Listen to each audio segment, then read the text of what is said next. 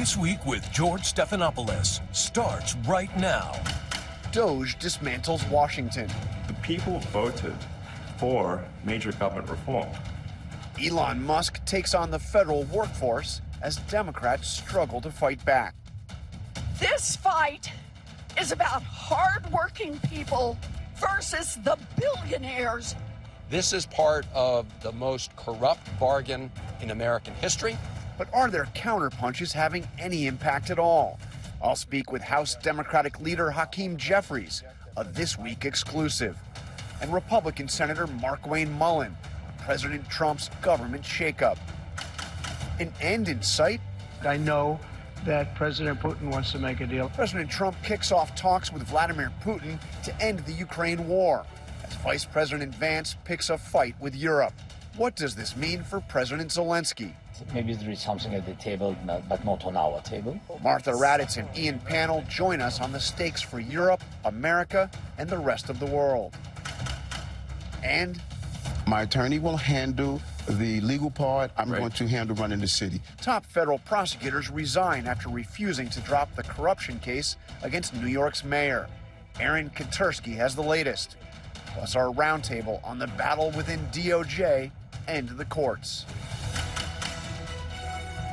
From ABC News, it's This Week. Here now, Jonathan Karl.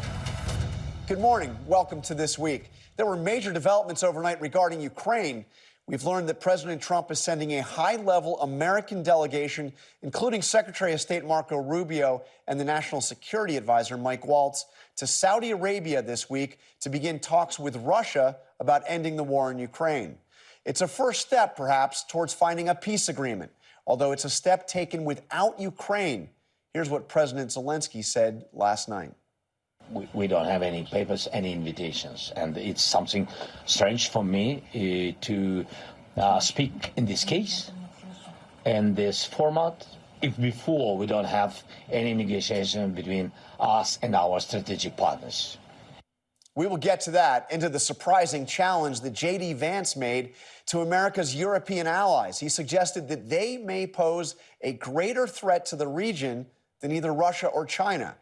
But we begin with the extraordinary events at home this week, the breathtaking actions which President Trump is taking, much of it following what he promised on the campaign trail. Pink slips for thousands of federal employees, some fired, others taking a now expired offer to leave their jobs in exchange for being paid without working until September. And in New York, a tense standoff played out over the Trump Justice Department's efforts to drop, at least for now, corruption charges against New York City Mayor Eric Adams. The top prosecutor in the Southern District of New York, Danielle Sassoon, a highly respected conservative who was appointed by Donald Trump, blasted the move, and she resigned in protest. 6 other career prosecutors followed her lead and resigned, an exodus that has drawn comparisons to the darkest days of Watergate. For the latest, I am joined by our senior investigative correspondent, Aaron Katersky in New York, and ABC's chief White House correspondent, Mary Bruce, who starts us off this morning from the White House. Good morning, Mary. Good morning, John. Well, this may have been the most frenetic week yet since Donald Trump returned to the White House. Thousands of federal employees across the country told to pick up and leave. And at the center of it all, Elon Musk. Hello, everyone. A remarkable scene in the Oval Office. Elon Musk holding court, answering questions for the first time about his efforts to dismantle the federal bureaucracy. President Trump standing by. We have a majority of the public voting for President Trump. We've won the House, we won the Senate. The people voted for major government reform, and that's what the people are going to get. On the chopping block this week, tens of thousands of federal jobs. We want to downsize government, but make it better. Run it better, but downsize. The administration first targeting the roughly 200,000 federal employees who have been on the job less than a year or two. At least a dozen departments and agencies impacted. At the Department of Energy, at least 2,000 workers let go, more than 1,000 people fired from Veterans Affairs, and at least 1,300 from the Centers for Disease Control and Prevention. Employees even targeted at the National Nuclear Security Administration, which is responsible for maintaining America's nuclear stockpile. After initially letting go some 300 employees, sources tell us managers frantically called back the fired employees, telling them they weren't fired after all, at least for now. Speaking to an international summit, Musk making it clear this is just the beginning, saying entire agencies will have to go.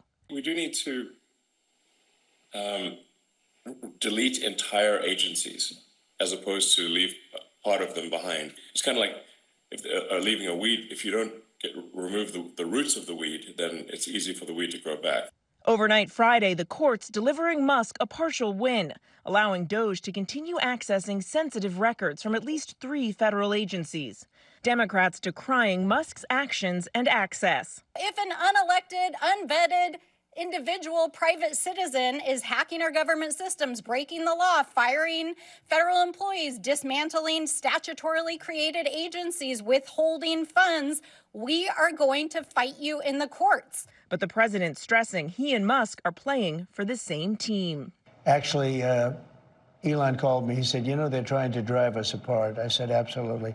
They're so bad at it. I used to think they were good at it. They're actually bad at it, because if they were good at it, I'd never be president.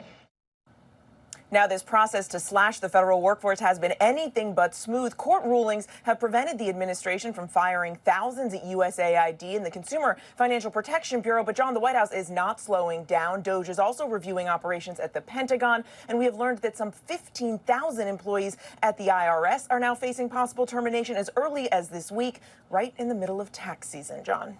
Undoubtedly more layoffs to come. Thank you very much, Mary. Now let's get to that tense standoff in New York over the corruption case against Mayor Eric Adams. So far, 7 career prosecutors, including some with significant conservative credentials, have resigned in protest. Our senior investigative correspondent, Aaron Katersky, is there in New York with the latest. Aaron. John, good morning. Not since the Nixon-era Saturday night massacre, when 2 officials resigned rather than obey the president's order to fire the special Watergate prosecutor, has there been such a crisis of confidence at the heart of the nation's justice system.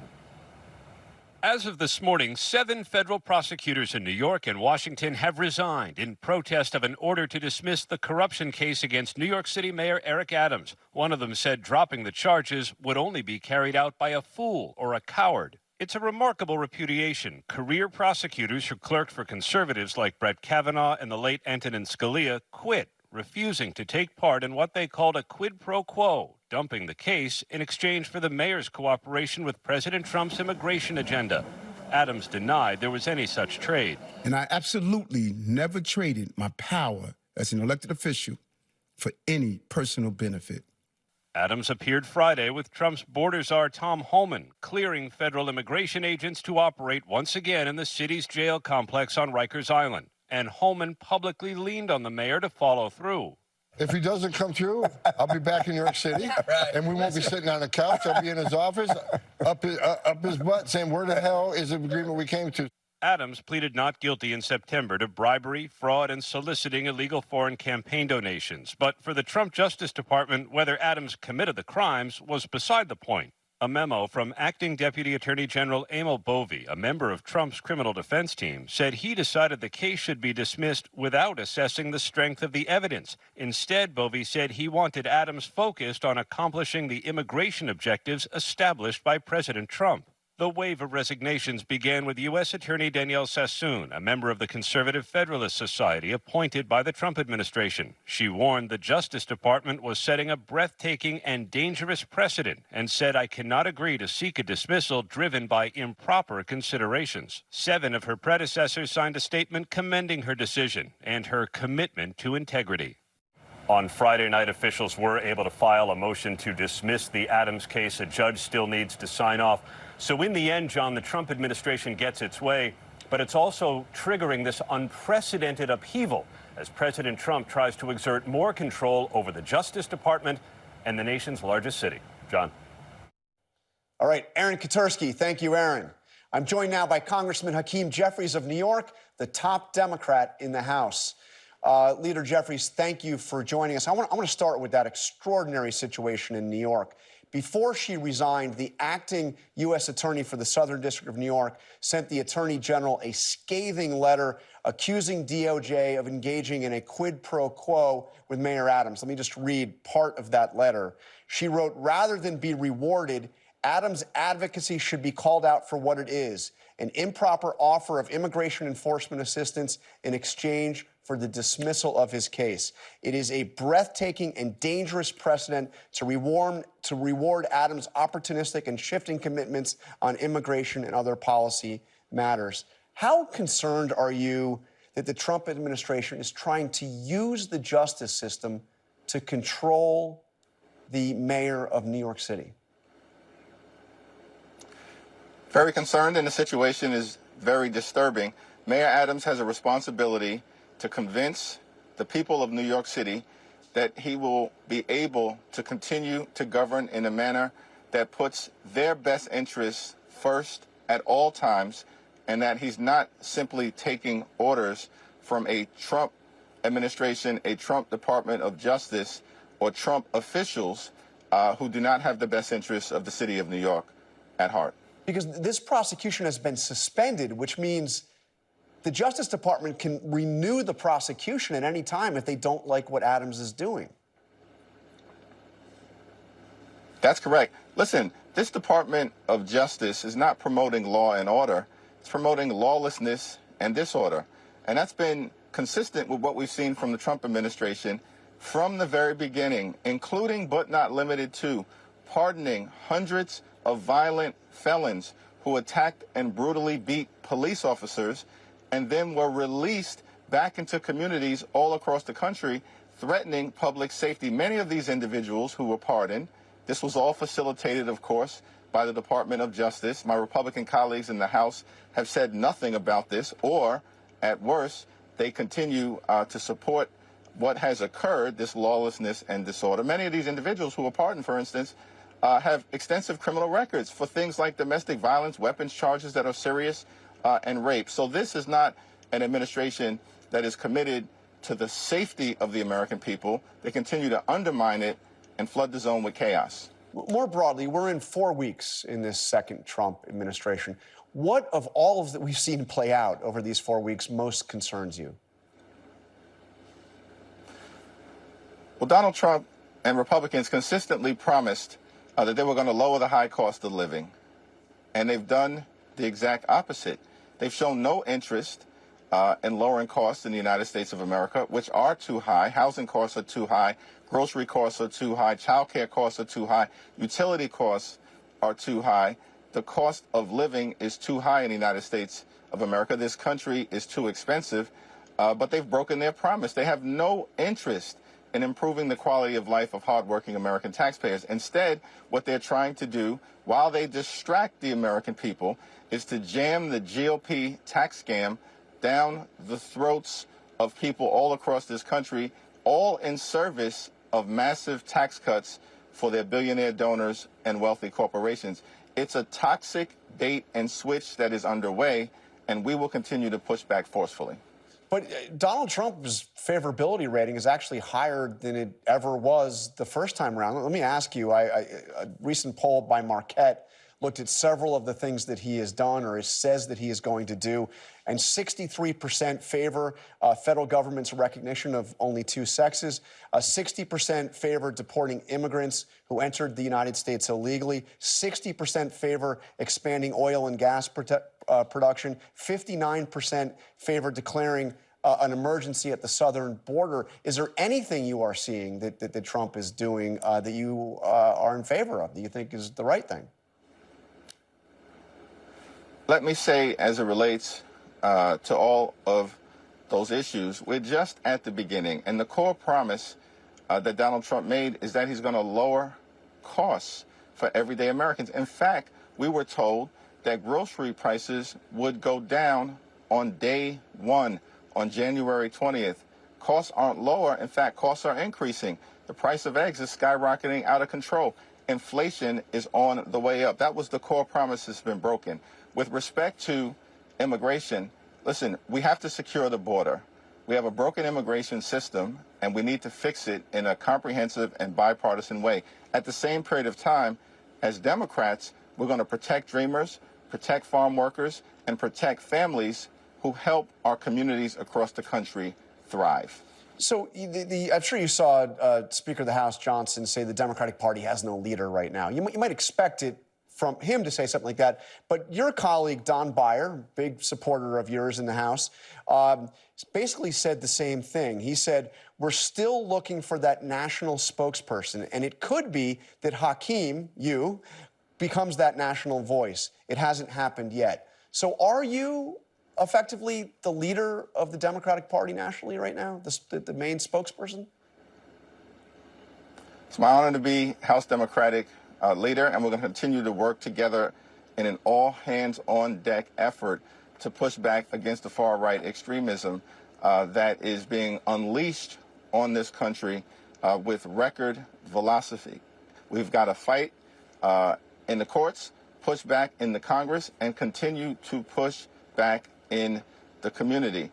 And as House Democrats, we're doing just that, particularly as it relates to their efforts to not only jam these massive tax cuts down the throats of the American people for the wealthy, well-off, and well-connected, but they want to stick working-class Americans, middle-class Americans, and everyday Americans with the bill by effectively ending health care as we know it, hurting children, hurting women, hurting people with disabilities, hurting older Americans, hurting everyday Americans by slashing and burning Medicaid to the ground, effectively trying to jam up the Affordable Care Act, and they're going to target Social Security and Medicare. We're pushing back forcefully against those efforts every day, every week, every month, every year, and that will continue. Government funding runs out in less than a month now.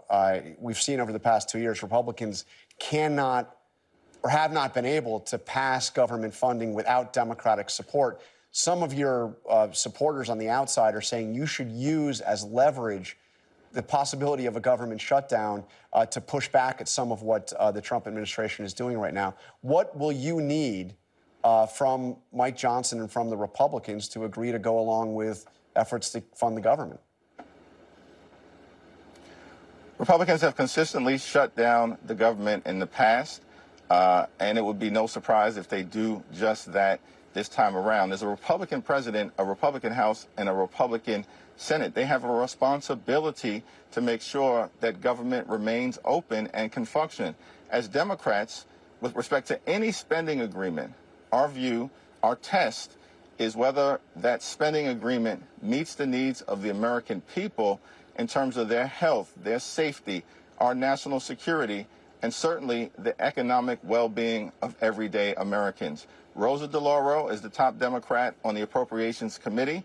She's in off and on conversations with her Republican colleague in the House, as well as our Republican and Democratic colleagues in the Senate. We'll see how that unfolds over the next few weeks, but we are going to make sure that any agreement that is ultimately signed off on has to be one that meets the needs of the American people, and it has to be implemented fully in compliance with the law. And just quickly before you go, have you had any conversations with the White House? Have you talked to Chief of Staff Susie Wiles or the President about this?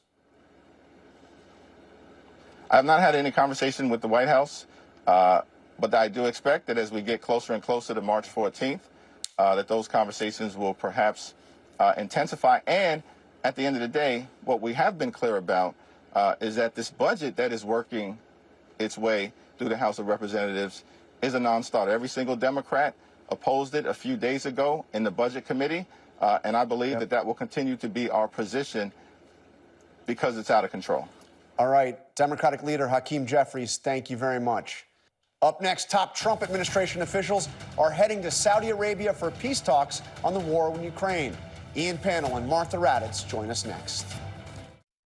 Would you agree that it's a more aggressive foreign policy than your first term? Why is it? It's more aggressive. It's better. Why? Because I think I've had a lot of experience. And in my first term, I was fighting everybody because they were very aggressive toward me. I always said survival and taking care of the country, not necessarily in that order. President Trump's moves to negotiate peace talks between Russia and Ukraine this week alarmed some of America's closest allies. The German chancellor said they would not accept, quote, a dictated peace. And President Zelensky responded overnight to news that Ukraine may be left out of the negotiations in Saudi Arabia this week. But it was Vice President J.D. Vance's speech at the Munich Security Conference that most shocked European leaders. In Munich this week, Vice President J.D. Vance stunned America's European allies by saying it is their governments, and not Russia or China, that represent the biggest threat to security in the region. The threat that I worry the most about vis-a-vis Europe is not Russia, it's not China, it's not any other external actor. And what I worry about is the threat from within, the retreat of Europe from some of its most fundamental values. In his speech, Vance made no mention whatsoever of Russia's invasion of Ukraine, as European leaders anxiously await clarity of how the administration plans to try to end the war. Vance instead used his speech to accuse them of sidelining and censoring right-wing groups. In Washington, there is a new sheriff in town, and under Donald Trump's leadership, we may disagree with your views, but we will fight to defend your right to offer it in the public square, agree or disagree. Afterwards, the vice president met with Ukrainian President Zelensky. We want the war to come to a close. We want the killing to stop, but we want to achieve a durable, lasting peace. Really, we want peace very much, but we need real security guarantees. The week began with President Trump attempting to begin negotiations with a 90-minute phone call with Vladimir Putin, followed by a call with Zelensky. I think President Putin wants peace, and President Zelensky wants peace, and I want peace. Trump told reporters he believes Putin can be trusted. I know him very well. Yeah, I think he wants peace. I think he would tell me if he didn't. Do you trust him? I'd like to see peace. Do you trust President Putin? I believe that, I believe that he would like to see something happen. I trust him on this subject. And he pushed back on fears he is sidelining Ukraine in the talks. Will Ukraine have a seat at that table for those negotiations? Of course they would. I mean, they're part of it. Trump's call with Putin came as Defense Secretary Pete Hegseth signaled what would be a major change in U.S. policy, ruling out NATO membership for Ukraine and saying they will not regain all their territory seized by Russia. We must start by recognizing that returning to Ukraine's pre-2014 borders is an unrealistic objective. One prominent Republican senator called Hegseth's comments puzzling and disturbing, a, quote, rookie mistake. Look, everybody knows, and you know, and people in the administration know, you don't say before your first meeting what you will agree to and what you won't agree to. Though the administration walked back Hegseth's remarks, the suggested policy shifts were not far off from what Trump himself signaled on the campaign trail. At the ABC News debate in September, Trump declined to say whether he wanted Ukraine to win the war. Just to clarify in the question, do you believe it's in the U.S. best interest for Ukraine to win this war, yes or no? I think it's the U.S. best interest to get this war finished and just get it done. All right. Negotiate a deal, because we have to stop all of these human lives from being destroyed. And this week in the Oval Office, Trump wouldn't say whether Ukraine should be an equal partner in peace talks. Do you view Ukraine as an equal member of this peace process? It's an interesting question. I think they have to make peace. Their people are being killed, and I think they have to make peace. With Trump officials set to meet a Russian delegation for peace talks in Saudi Arabia next week, Zelensky appears to be excluded. To help us understand what comes next in Ukraine, I want to bring in our chief foreign correspondent, Ian Pannell in London, and my This Week co-anchor and chief global affairs correspondent, Martha Raddatz, here in Washington. So, Ian, we heard overnight Zelensky responding to the news of this Russian-American talks in Saudi Arabia. Here's what he had to say.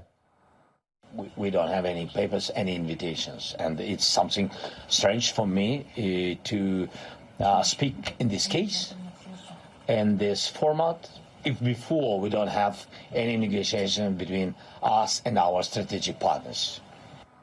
I mean, this is rather extraordinary, isn't it? We've got basically the beginning of this peace process for Ukraine, and Ukraine's not part of it?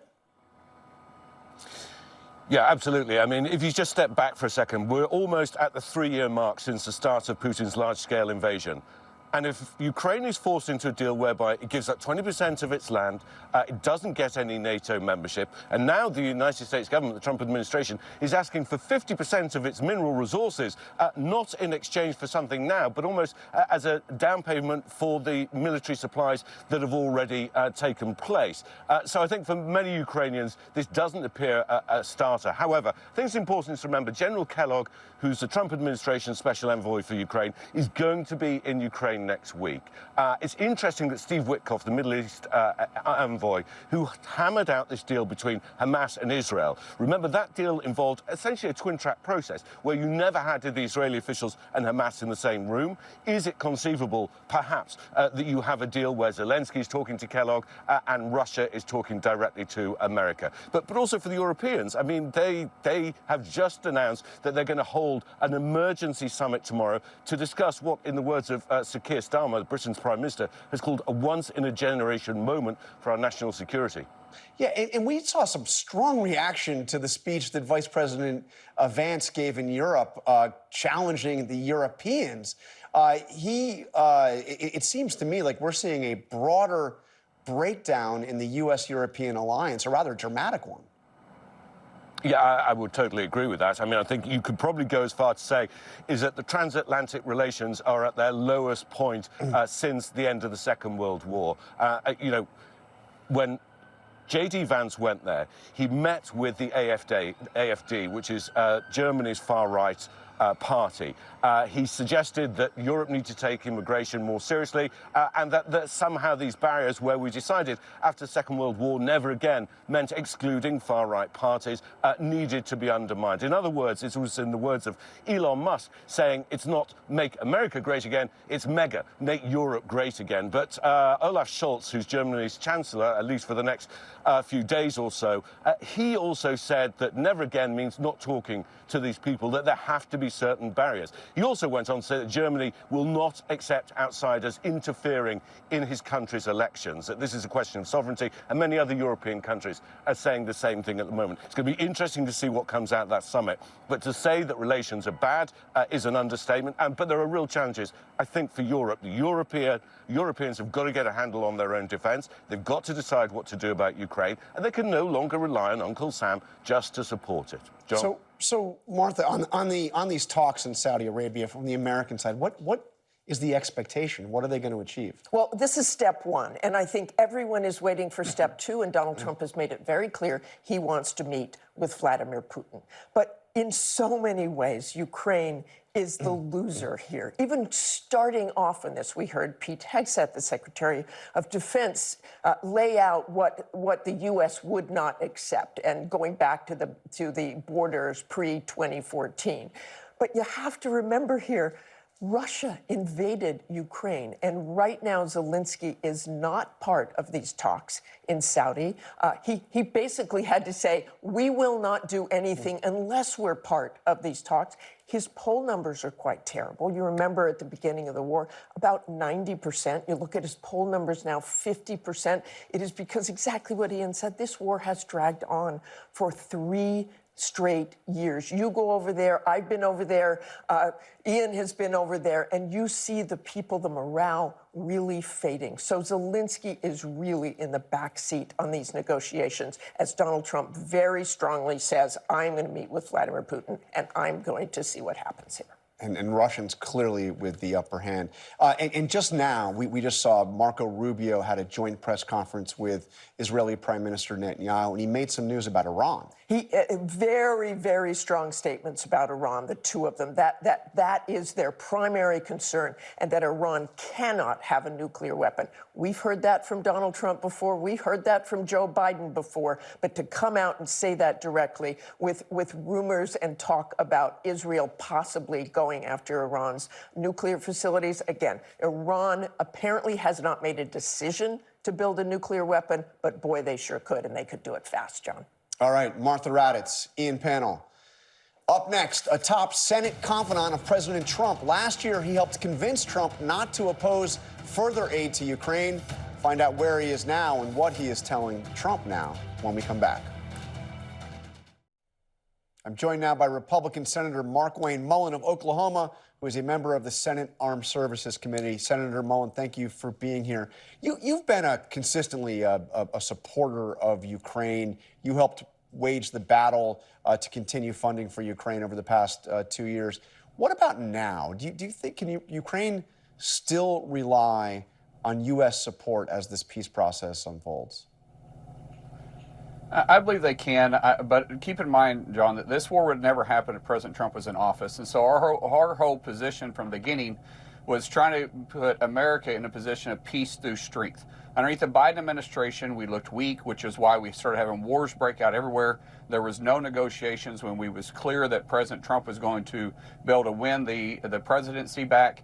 We wanted to make sure we were still in a position of peace through strength. And so as we were going through this process, we knew President Trump, once he got in office, could end the war. And that's exactly what he's doing right now. That's why people are coming to the table. That's why Zelensky has put out and said that he's excited about the opportunity of ending the war. Putin is now at the table, and you have other countries that are trying to accept and negotiate a peace deal through, all because of President Trump's leadership. Senator Roger Wicker, of course, is the chair of the Senate Armed Services Committee, said that the United States should continue to supply weapons to Ukraine until there is a ceasefire. Do you think that's the way the White House sees it? You know, Chairman Wicker and I haven't had a direct conversation about that since President Trump's been in office, and neither has President Trump and I. I know the negotiations are moving forward, and we want to have Ukraine and Russia both at the table. And I think the negotiations go better if both sides are looking for a peace deal because they're at a neutral position. So now, what the negotiation deal looks like, John, I don't know. That's going to be dependent on those that are sitting at the table, and I'm not going to be one of those guys sitting at that table. Now, you saw Zelensky seems a little miffed that Ukraine is not being included in these talks in Saudi Arabia. Now, it's important to point out that just over the last 9 or 10 days, you've seen Marco Rubio, you've seen Scott Bessent, the Treasury Secretary, the Vice President, J.D. Vance, all meeting with Zelensky. Do you think we're going to see a two-track process here where negotiations on one side going with Russia and a separate set of negotiations going on with Ukraine? I think what President Trump is doing here is actually really smart. He's meeting with Zelensky. He's having conversations with him. You're seeing Rubio. You saw that the senators and representatives both met with Zelensky while they were in Munich, and then you're seeing him also meeting with Putin and Saudi Arabia. What that is doing, John, is that's putting both people, getting them in separate rooms, talking about what they will accept, and then finding out a negotiation path forward before you bring them to the table. A lot of times if you bring people to the table too fast, John, it'll blow up, they'll walk away, and you'll set back the talks for maybe 6 months. Right now, people are dying every single day. We do know we had the best negotiator possible in the White House. I mean, literally, President Trump wrote the art of the deal. He knows how to negotiate, and I believe if we will trust the process, he will be able to negotiate a peace deal for both countries. I want to read what the Wall Street Journal editorial page had to say about all of this this week. They said, Mr. Trump likes to negotiate from strength, but on Ukraine, he sounds more like the one who wants a deal more. Mr. Putin, meanwhile, is continuing to bomb Ukraine's cities and power plants and take territory in the east, albeit at enormous human costs. If Mr. Trump wants to end the war on honorable terms, he may have to demonstrate that he can raise the pressure on Mr. Putin.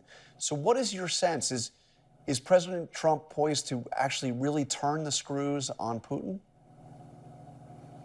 Absolutely, because Putin knows the one person that can truly change the war is the United States. If we went all in for Ukraine, if we went all in with the resources we have, from air superiority to the weapons that we can deploy to Ukraine, Putin knows at that point he would be in a extremely negative position.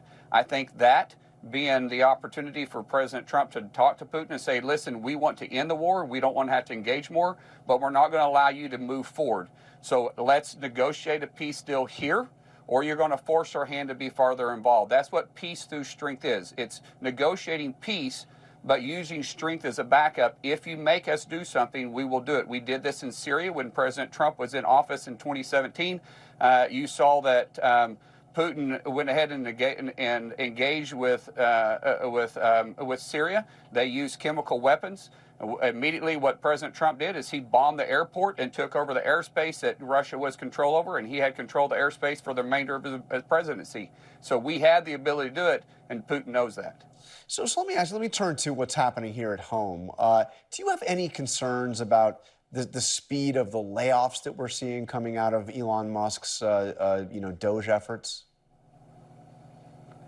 Well, John, we hate that anybody's losing their job, but at the same time, we know that the debt that we have in this country is not manageable, and it's becoming a national security risk. And we're spending nearly $1 trillion a year just in servicing the debt. That is scary. We're spending more on interest payments than we are in our Defense Department now.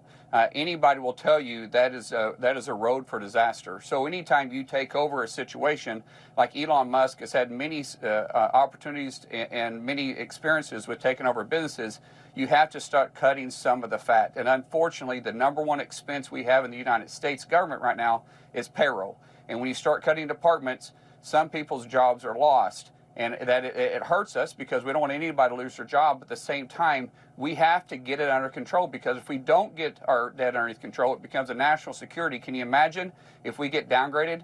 Can you imagine if the dollar starts losing its value, the inflation rate that takes place, and then what happens? Our buying power, the ability for invest into the country, the ability to us to invest in our military starts shrinking, and then we start losing the strength part when we start wanting to be at the negotiating table from peace through strength. I think the number one expense is actually entitlements, Social Security and Medicare, which of course President Trump has said he doesn't want to touch on this. Very quickly before you go, should Musk come before Congress? Should Musk come before Congress and testify? He's promised, ultimate transparency here.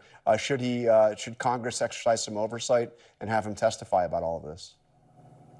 Well, I think that's up to President Trump. Keep in mind, President Trump put in Musk to be a consultant, just like many successful corporations around the world, including myself, that have hired consultants to come in and look at it from an unbiased perspective. When you have politicians that's been in office for 40 years, they a lot of times want to cut everything except their pet project or things that are in their backyard. When you have a consultant come in, which is why companies hire consultants, they look at simply the numbers. And when they do, all that Musk is doing is advising the president based on what he has seen. At the end of the day, it's President Trump's decision on what happens. All right, Senator Mullin, I really appreciate your time. We'll continue this conversation in the coming weeks. Appreciate it. Coming up, the mass resignations of some of the Justice Department's most respected and conservative career prosecutors. The roundtable is next. All right, let's bring in the roundtable. Former DNC chair Donna Brazile, former RNC chair and Trump chief of staff Reince Priebus, former Trump Justice Department spokesperson and Dispatch senior editor Sarah Isgur, and Democratic strategist and 2020 Bernie Sanders campaign manager Faiz Shakir. Okay, let me start with you, Sarah, as a Justice Department veteran. This is an extraordinary series of events we've seen this week. 7 resignations over this effort by the Justice Department to pull the plug. I mean, not effort, they did it. Pulled the plug on the prosecution of Mayor Adams. What's going on? Well, and remember when the Nixon Saturday Night Massacre happened, everyone agreed. That was just 2 resignations. It was 2 resignations. This is 7. And they agreed that the president had the power to do that. They were simply signaling that they didn't think it was a good idea. Here, there's something a little bit different going on. A lawyer actually has to sign this dismissal. And what those lawyers were saying is, I will not put my name on this. I believe that this opens the door for a president to say, if you don't fully support my agenda sufficiently enough, that I will bring criminal charges against you, which is what they did when they are not dismissing the indictment with prejudice, meaning they're telling Eric Adams they can bring back these charges at any point if he doesn't stay in line. But one of the reasons they're not signing their name to it is because there's a wonderful judge who oversees this case, Judge Dale Ho, worked with him at the ACLU, a person of high integrity, and he's going to make somebody who signed their name to this have to defend. Why is this in the public interest that we're going to dismiss this case, that we're going to accept bribery from foreign nationals to fund campaigns, and we're somehow going to turn a blind eye to it? I don't think it's going to stand up well to whoever has to defend this in case. Well, the DOJ has the right to determine whether the DOJ has the right to determine whether or not this prosecution goes forward. We can all agree on that. The one thing we can also agree on is we don't really know what the DOJ knows. Maybe they're dismissing it without prejudice because they're not comfortable with the case as it stands, but there might be some things that are there that they want to look into as well. So and the president is very sensitive about this topic of public officials being prosecuted. He went through it. So I happen to know for the last year, the president was very uncomfortable with this case. So I'm not surprised that they want to move forward and get rid of it. But now Eric has a cloud over his head. He knows that. Mayor Adams he's up for re-election. He understood going into 2025 that he wanted to cut a deal. He went down to Mar-a-Lago, and somehow or another, when you read all of the legal documents, you say, oh my God, something here doesn't fit the script. And you know what that something is? It's that line that says by November 2025, if Eric is unable or incapable of carrying out what Trump wants him to do. They can be prosecuted again. Thank you. Okay. No, it's what is that? It's an a quid pro quo? What is that? But Sarah, wait a minute. Can you just please bring this home for a second? This acting U.S. attorney for the Southern District of New York who resigned. Trump appointed Danielle Sassoon. Okay, so this is not some like deep state left-wing communist deep within the bowels of the justice system. She was a clerk for Antonin Scalia, Federalist Society like you. Ooh, yeah. Yes, all of those things, which I think gives her letter a lot of gravitas, or it should. That being said, it's also worth noting that plenty of people thought the case against Eric Adams was not the strongest case to bring. And as you said, a lot of these cases against public figures have fallen apart down the road for the Department of Justice. I think what she's flagging here is not just the underlying case, but why it's being dismissed is her actual objection. Which is not on the merit, explicitly not because of the merits. But it's not just this case. Real quick, like the sensitivity that Trump has. It's not just about this case. Like Blagojevich pardon, we're dismissing the Foreign Corrupt Practices Act entirely. We're killing off all the inspectors generals. We're firing government ethics watchdogs. There's a bigger picture at play here. The idea that bribery should just be condoned. It's a sense of a culture that says, hey, I don't care as long as you're transacting for my good. Let me pick up. Let me pick up on this because we heard from Trump yesterday. Nice Saturday. He makes news all the time. He posted on Truth Social. I think we have it here. I'm going to try to read the whole thing. He who saves his country does not violate any law. Yeah. Reince, what does that mean? But it's catnip for the media. It's entertainment for Trump. It's a distraction. He's the president of the United States. Listen, this is a statement from the president of the United States. I have lived through this. Yes, you have. In good times, in bad times, the president enjoys taking a grenade out on a Saturday afternoon, throwing it on the floor, and watching everybody react. Now, could it be a distraction? Could it be a diversion? Could it be just pure entertainment? This is what the president does. So he's not saying the president's and there's above the no law. downside. There's no downside. Okay, can we But they change? have opened investigations into these lawyers, Danielle Sassoon and the other lawyers who have resigned. The DOJ has said they are on leave and they are being investigated by the Department of Justice for refusing to sign this dismissal order. Investigated for taking a principled stance. So can we talk about Democrats for a second? Donna, you don't mind, do you? Seriously? I wore blue for that purpose. There are some challenges facing the party, to put it mildly. I want to play something that Senator Mark Warner had to say about where Democrats are right now. Take a listen. I think the Democrats' brand is really bad, and I think this was an election based on culture. I think the majority of the party realizes that the ideological purity of some of the groups is a recipe for disaster, and that candidly the attack on over-the-top wokeism was a valid attack. Does the senator from Virginia have a point? Well, he's up for re-election next year, but first in Virginia, but there's a major election that will take place this year for governor of the state of Virginia. Look, the two of us can sit back and give you just a laundry list of things that we hope the Democratic Party will begin to do. The first thing is they need to have a forensic analysis of what happened so that they can build back stronger, quicker, faster. But the bottom line is nobody wants a party that whines. Nobody wants a party that's just in opposition. Donald Trump was elected in part to lower costs. We want a party that will fight for the middle class, for people who are struggling every day, fight for those federal workers who I think some of them are being unfairly targeted. That's what they want Democrats to do. Stand for principle and stop whining. You ran for DNC chair. Yeah, I mean, well, you got some views on that. I'm frustrated because, right at this moment, you got an opportunity to build a working class party, Jonathan. And the way in which you do it is you show them the names and the faces of the people who are getting screwed right now. There are farmers all over this country, people on Medicaid, people who are administering Meals on Wheels, Head Start. These are medical researchers, Grand Canyon park rangers, all of them right now getting the axe. Why? These are some of the people who serve America. They serve others beyond themselves. The Democratic Party needs to be champions for them. And farmers who voted for Trump who are now being stiffed and worried about these tariffs. Are the party leaders right now in Congress not doing this strongly? They're doing as much as they can, but you know what? They have leverage and they have power and they better use it. The brilliant thing the Republicans did was made the Democrats the party of the establishment, the ones having to defend the status quo. And no Americans right now think the status quo is working. They've elected change candidates like Barack Obama. They don't feel like he changed it. Well, Donald Trump's going to change it. I think it's worse than that. The Democrats have found themselves on the wrong side of normal.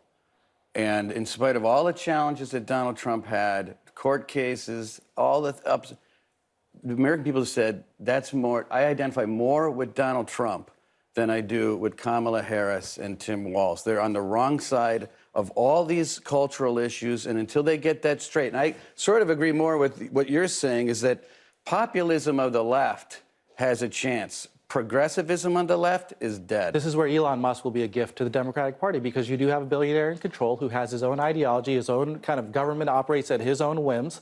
And I think that there's going to be a populist revolt in this country. And if the Democrats can capture it, that they don't want a rule of the billionaire class making decisions on the whim of cutting entire government agencies because they happen to investigate me. What is that kind of threshold? But is there a danger? I mean, the idea of rooting out waste and inefficiency in government is a bipartisan thing.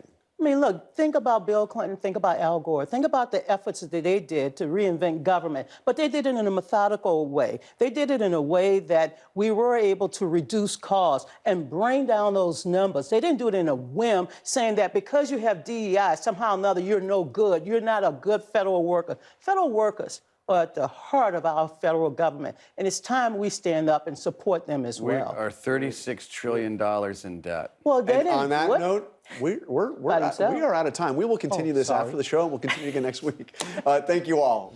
That's all for us today. Thank you for sharing part of your Sunday with us. Check out World News Tonight, and have a great day.